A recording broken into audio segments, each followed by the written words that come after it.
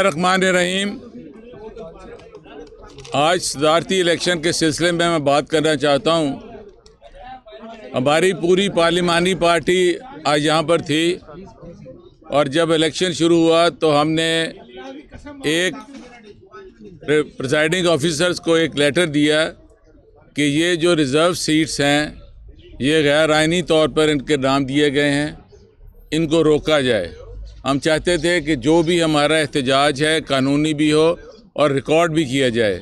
साथ जैसे आईपीपी को उन्होंने पता नहीं उनकी सीटें कौन सी थी, आगे जनरल सीट पे तो 0 लिखा हुआ है मगर लेडी सीट्स तो उनको 2 दे दी गई। उस पर हमने किया और हम उसमें शरीक भी हुए हैं और इस पे हमने बतौर एहतजाज रिकॉर्ड करवा कर उसमें हमने शामिल भी हुए हैं और हमने उस पर आइन का हवाला भी दिया है। और जो हमारी पीटीआई और ये हमारी कौंसल जो थी सुन्नी इत्तेहाद कौंसल का था, जो हमारा हक छीना गया है, उस पर हमने वहाँ उनको लिख के भी दिया है और अंडर प्रोटेस्ट हमने इसमें शामिल हुए हैं। और मेरे ख़्याल में ये जो इलेक्शन भी है ये गैर आइनी है और इसमें कोई अखलाकी जवाज़ भी नहीं है।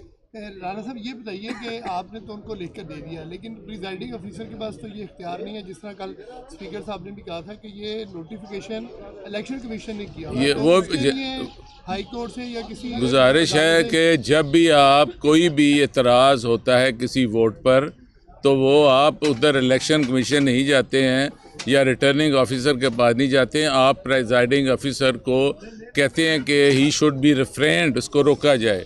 जो हमारा आइनी कानूनी तरीका था उसमें हमने किया है। बाकी ये जो जिस तरीके से ये बुलडोज़ कर रहे हैं ऐसे निज़ाम चलते नहीं हैं। ये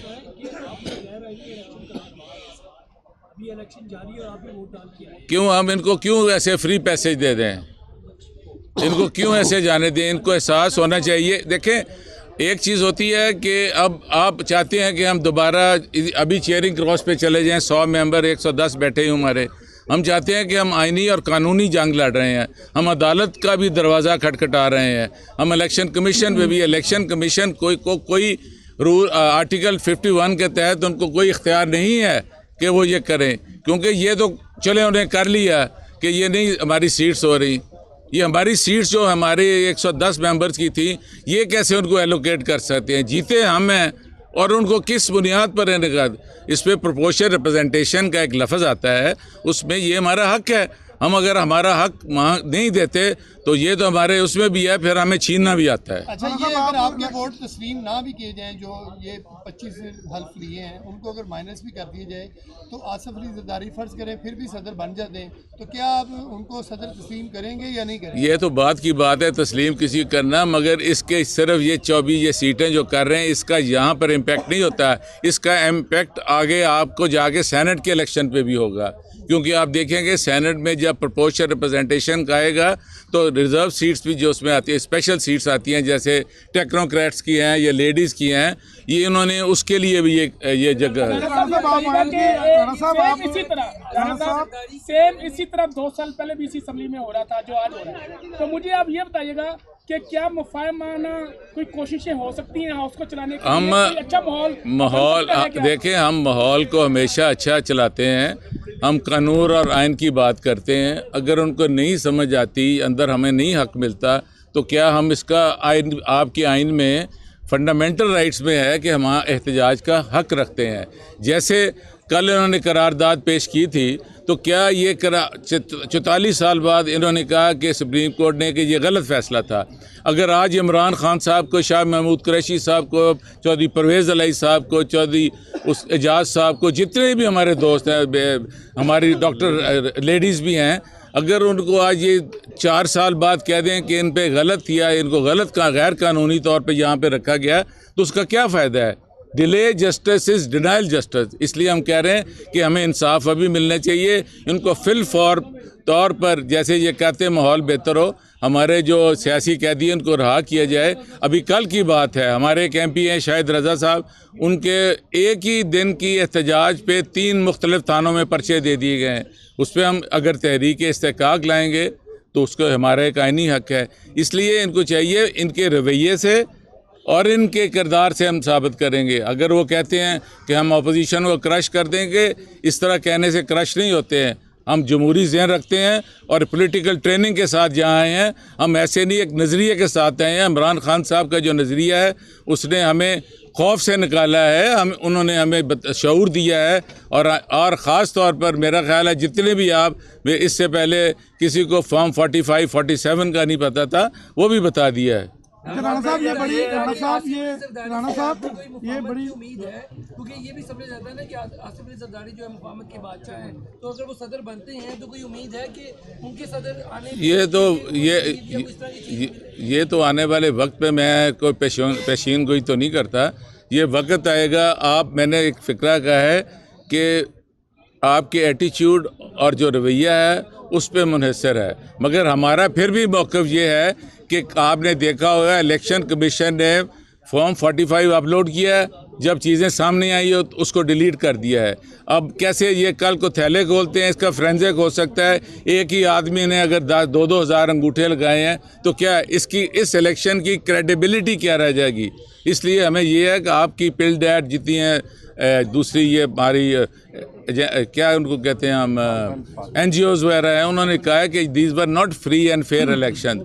और जिस मुआशरे में आपके फंडामेंटल राइट्स में आपको फेयर ट्रायल नहीं मिलता तो आप क्या कर सकते हैं। ये बताइए आपका लीडर तकरीबन 225 दिनों से अंदर है और मेन लीडरशिप अंदर है और अदलिया की तरफ से कोई रिलीफ नहीं मिला।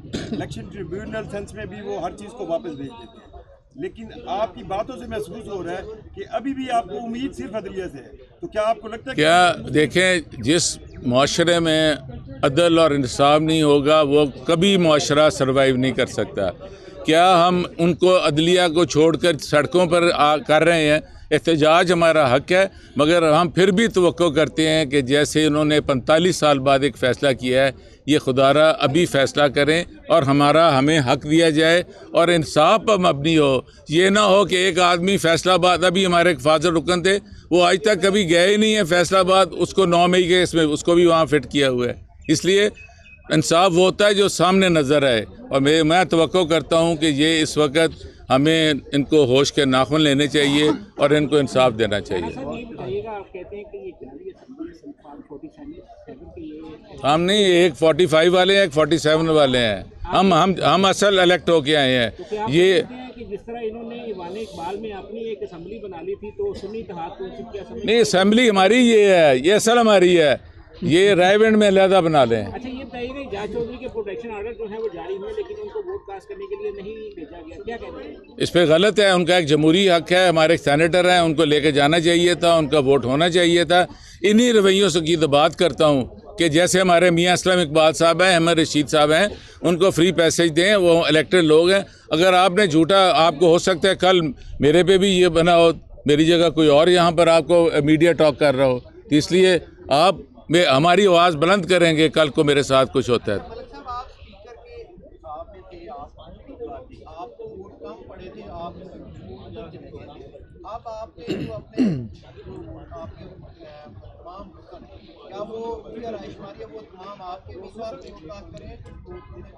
मैं सबसे पहले तो आपको ये क्लियर कर दूं कि मुझे कम नहीं पड़े। उस वक्त हमारी हाज़िरी कम थी क्योंकि इन्होंने कॉर्डन ऑफ किया हुआ था पूरी असेंबली को, तो उस वक्त हमारे मेंबर्स दाखिल नहीं हो सके, क्योंकि पहले स्पीकर का इलेक्शन होता है और उसके बाद होता है डिप्टी स्पीकर का।